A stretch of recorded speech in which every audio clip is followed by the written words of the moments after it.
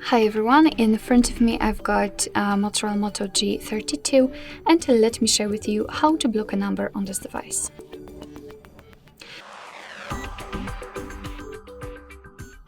So basically I'll show you two different ways to block a number.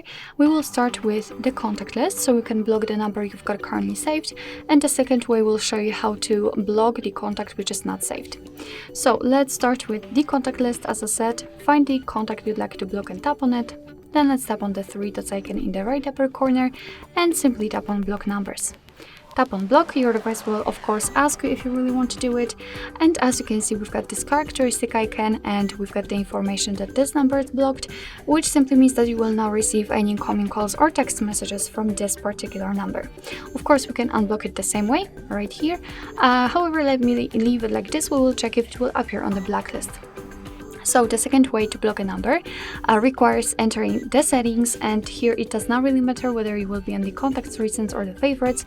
Simply tap on the three dots icon in the right upper corner and tap on the settings.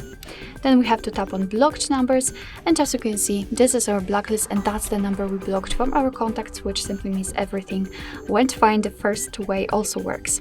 As I said, here in the second way you can add the number kind of manually, so simply tap on add a number, and as you can see we've got this section where we can enter the number.